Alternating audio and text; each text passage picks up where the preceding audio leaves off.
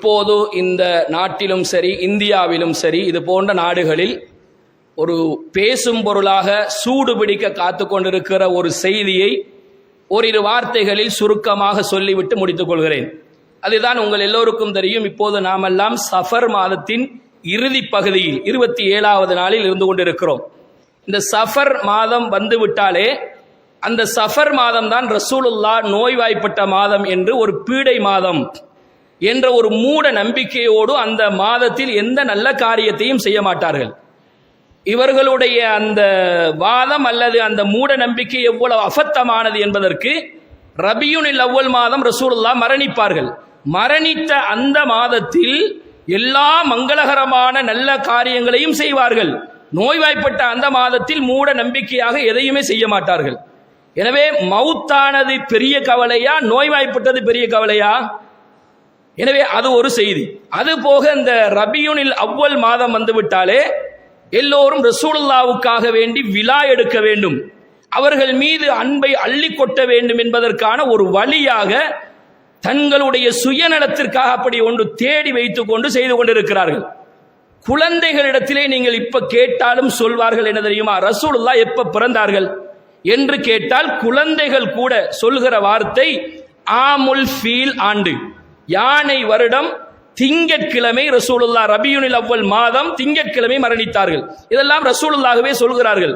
திங்கள் வியாழன் ரசூலுல்லாஹ் நோன்பு நோட்பார்கள். திங்கட்கிழமை எதற்காக நோன்பு நோட்கிறீர்கள் என்று கேட்டதற்கு அன்றுதான் நான் பிறந்தேன் என்று சொல்கிறார்கள். எனவே அப்படி சொல்வார்கள். ஆனால் ரசூலுல்லாஹ்வுடைய மரணத்தை எப்போது என்று கேட்டால் துல்லியமாக எவ்வளவு தெளிவாக வரலாற்றில் பதியப்பட்டிருக்கிறது என்றால் ஹிஜ்ரி 11ஆம் ஆண்டு ரபியுனில் அவ்வல் மாதம் பிறை 12 திங்கட்கிழமை ஃபஜ்ர் தொழுகையும் தொழுதுவிட்டு லுஹருக்கு கொஞ்சம் முன்னாடிதான் ரசூலுல்லாஹ் இந்த உலகத்தை விட்டு பிரிந்தார்கள் என்று வரலாற்றில் ஹதீஸில் நபித்தோழர்கள் மிக துல்லியமாக அறிவித்த செய்தி இருக்கிறது. அது மாத்திரமல்ல, உலக வரலாற்றில் இப்படி ஒரு தலைவரை பார்த்திருக்க மாட்டீர்கள். ரசூலுல்லாஹ் மரணிக்குகிற போது அவர்களுடைய தலையிலும் தாடியிலும் 20 நரைத்த முடிகள் இருந்தன என்று புகாரியில் ஹதீஸ் இருக்கிறது. அந்த அளவுக்கு துல்லியமாக ரசூலுல்லாஹ் ஊர்ந்து கவனிக்கப்பட்டார்கள். எப்ப தெரியுமா? பிறந்த உடனே கிடையாது. ரசூலுல்லாஹ் பிறந்த உடனே நபியாக ஆகவும் இல்லை. எல்லோருக்கும் தெரியும் ரசூலுல்லாஹ் பிறந்து 40வது வயதில் தான் நபி ஆகிறார்கள். எனவே 40வது வயதில் நபியாகி 63 ஆண்டுகள், 23 ஆண்டுகள் தான் ரசூலுல்லாஹ் இறை தூதராக நபியாக இருக்கிறார்கள். எனவே அந்த ரசூலுல்லாவுக்கு நாங்கள் விழா எடுப்பதாக இருந்தால், மீலாது விழா கொண்டாடுவதாக இருந்தால், அல்லாஹ்வோ அல்லாஹ்வுடைய தூதரோ அது காட்டி தந்திருக்க வேண்டும். அது மாத்திரமல்ல, அபூபக்கர், உமர், உஸ்மான், அலி ரலியல்லாஹு அன்ஹும் அவர்களில் யாரும் இந்த மீலாது விழாவை கொண்டாடவில்லை.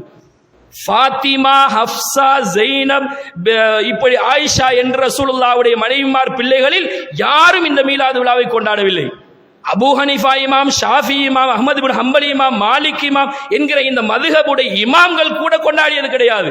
ஃபாத்திமீன்களுடைய காலத்தில் சுமார் 300 ஆண்டுகளுக்கு முன்னால் இந்த ஒரு முசீபத், இந்த ஒரு பித்அத், இந்த ஒரு வழிகேடு ஆரம்பிக்கப்பட்டிருக்கிறது.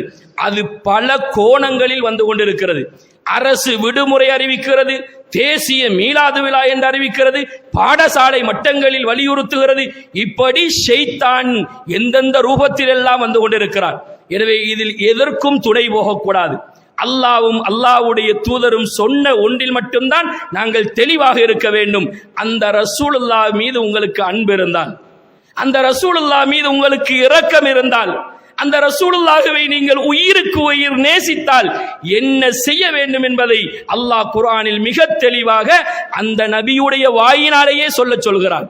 குல், நபியே நீங்கள் சொல்லுங்கள், இன் குந்தும் துஹிப்பூனல்லாஹ், நீங்கள் அல்லாஹுவை நேசிக்க கூடியவர்களாக இருந்தால் ஃபத்தபிஊனி, என்னை பின்பற்றுங்கள் என்று நபியே நீங்கள் அவரிடத்திலே சொல்லுங்கள் என்று சொல்கிறார்.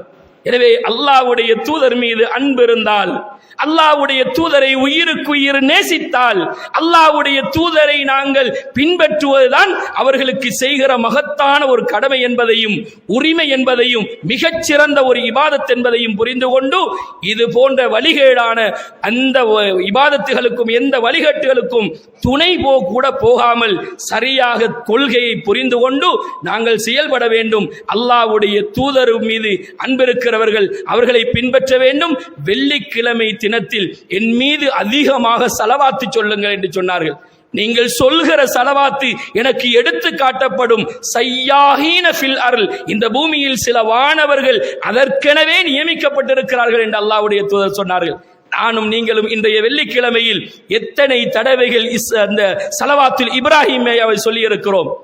அந்த ரசூலுல்லாஹ் மீது உண்மையான அன்பிருந்தால் என்ன செய்திருக்கிறோம், என்ன செய்ய வேண்டும் என்பதை தெரிந்து கொண்டு படித்துக் கொண்டு அறிந்து கொண்டு அதை செய்து அந்த சொர்க்கத்தை பெற்றுக் கொள்கிற நல்ல மக்களாக என்னையும் உங்களையும் அல்லாஹ் ஆக்க வேண்டும் என்று கேட்டு முடித்துக் கொள்கிறேன். வ ஆகிரு தஅவானா அல்ஹம்துலில்லாஹி ரப்பில் ஆலமீன்.